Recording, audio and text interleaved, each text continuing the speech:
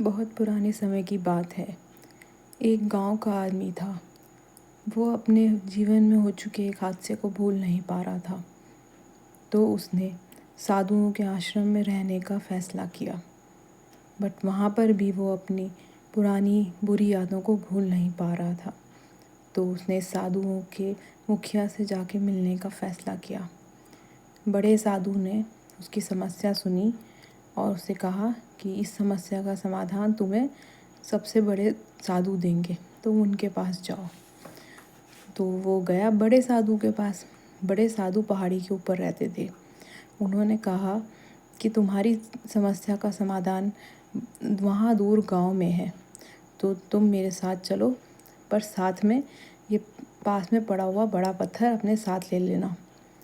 तो साधु बाबा तो जल्दी जल्दी चले गए और वो लड़का, क्योंकि उसके पास बड़ा पत्थर था, तो वो धीरे धीरे आता रहा। साधु जी जल्दी से चले गए। वो लड़का धीरे धीरे पत्थर लेके आता रहा। कई बार उसको लगा कि मैं तो चल ही नहीं पा रहा, मेरी तबीयत ख़राब हो रही है इतना भारी पत्थर लेके। बल्कि उसको बहुत पसीने आ रहे थे और उसे लग रहा था मैं बीमार पड़ जाऊंगा।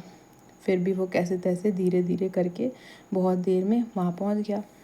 तो साधु के पास पहुँचा तो साधु ने बोला कि तुम आप तो इतनी जल्दी आ गए, लेकिन मैं तो इतना परेशान हो गया आने से, इससे क्या फ़ायदा हुआ।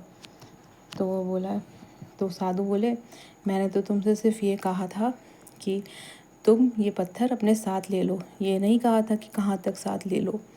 तुम जहाँ तक इसे साथ ला सकते थे ले आते और वहीं छोड़ के आराम से अपना जीवन आराम से रास्ता काटते।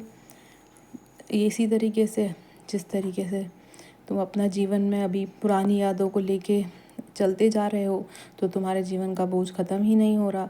उसे भूल जाने में ही फ़ायदा है। पुरानी यादें तुम्हारे साथ आएंगी, लेकिन उसे जितनी जल्दी भूल जाओ उसमें ही फ़ायदा है।